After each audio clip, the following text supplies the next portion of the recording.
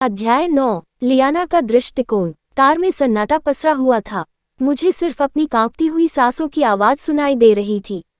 Kylian ने एक शब्द भी नहीं बोला, एक बार भी नहीं। उसके हाथ स्टीयरिंग व्हील पर इतनी मजबूती से जकड़े हुए थे कि उसकी उंगलियों के जोड़ सफेद पड़ गए थे, और उसका जबड़ा, हे भगवान, उसका जबड़ा इतना जकड़ा हुआ था कि ऐसा लग रहा था जैसे वह कुछ ही पलों में फट जाएगा। जब तक मैंने सड़क नहीं देखी तब तक मुझे पता ही नहीं चला कि हम कहाँ जा रहे हैं। मेरा दिल बैठ गया। मैं इस रास्ते को जानता था। हम घर जा रहे थे।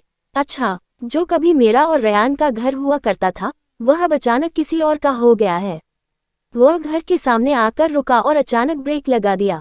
बिना कुछ कहे वह गाड़ी से बाहर निकल गया।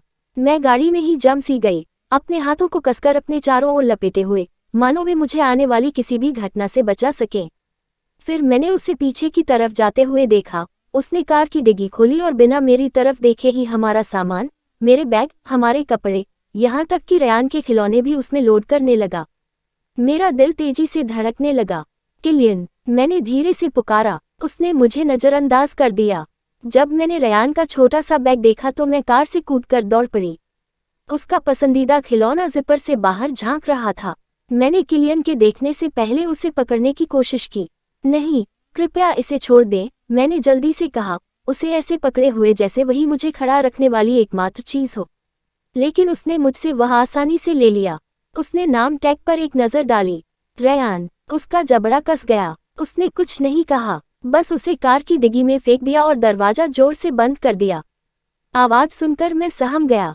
फिर वह मेरी ओर मुड़ा। उसकी आंखें गुस्से से भरी हुई थी। वह कहाँ है? उसने पूछा। मैंने पलकें झपकाईं। कौन कहाँ है? उसका चेहरा भावहीन और भावहीन था।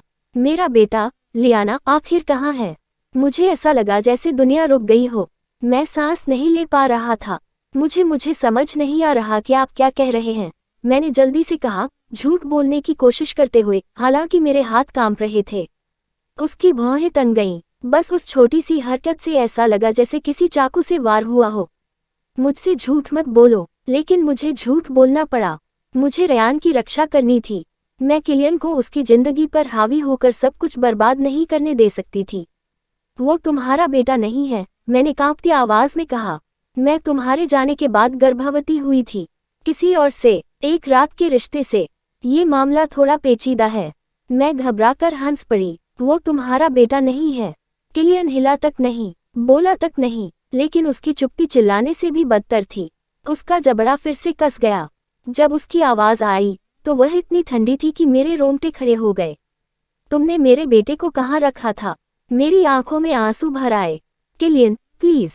लियाना, कहाँ हो? उसने गुस्से से ऊंची आवाज में कहा। मैं चौंक गई। मेरे होंठ कांपने लगे। वह अपनी आया के परिवार के साथ है, मैंने फुसफुसाते हुए कहा।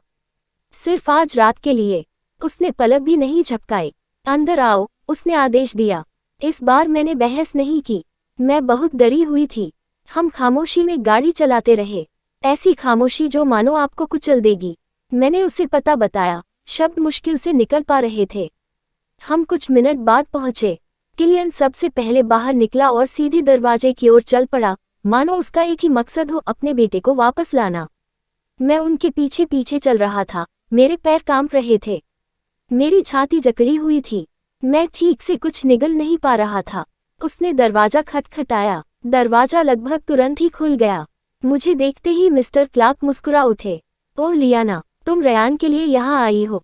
वो तो पहले ही सो चुका है। फिर उसकी नज़र किलियन पर पड़ी। उसका चेहरा चमक उठा। अरे, आप रयान के पापा होंगे, उसने मुस्कुराते हुए कहा। वह बिल्कुल आपके जैसे दिखते हैं। मैं थिठक गया। मैंने कुछ कहने के लिए मुंह खोला, कुछ भी, लेकिन किलियन ने मुझसे पहले ही बोल दिया। हाँ, उसने शांत भाव से कहा, मैं उसे लेने आया हूँ। मैं गायब हो जाना चाहता था। मिसेज क्लार्क दरवाजे पर आई, फिर रोजा। वे सभी ऐसे मुस्कुरा रही थी जैसे ये सब सामान्य बात हो। वाह वाह, श्रीमती क्लार्क ने किलियन को देखते हुए हंसते हुए कहा। ली, तुमने हमें कभी नहीं बताया था कि तुम्हारा आदमी इतना आकर्षक है। मैंने जबरदस्ती एक नकली मुस्कान बिखेरी। उन्होंने सेना में सेवा की थी ना? उसने पूछा। रोजा ने कहा था कि वह बाहर गए थे। वह कब वापस आए? किलियन ने मेरी तरफ एक नज़र डाली लेकिन सहजता से जवाब दिया, ज्यादा देर पहले नहीं। अभी अभी लौटा हूँ। मेरा मुंह सूख गया। ये सच नहीं हो सकता। फिर मिस्टर क्लार्क चले गए और रयान को गोद में लेकर वापस आए। वो अपने छोटे से पायजामे में गहरी नींद में सो रहा था, धीरे धीरे सांस ले रहा था और बेहद शांत दिख रहा था। किलियन आगे बढ़ा और उसे ऐसे बाहों में भर लिया जैसे ये दुनिया की सबसे स्वाभाविक बात हो, जैसे वह वहीं का हो। मेरी छाती कस गई। मैं नजरें नहीं हटा पा रही थी।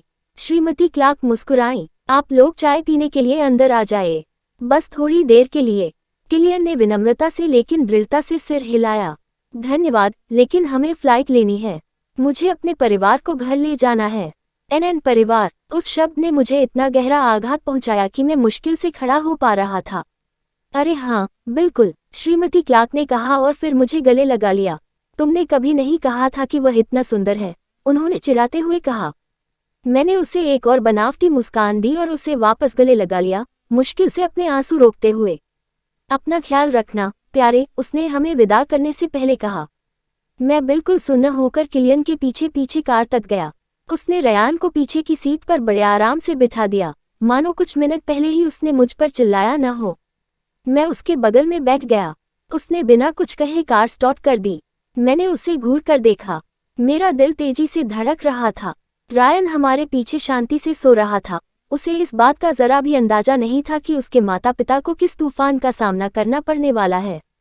मैंने 7 साल तक जो कुछ भी छिपा कर रखा था, वह सब एक ही रात में बिखर गया।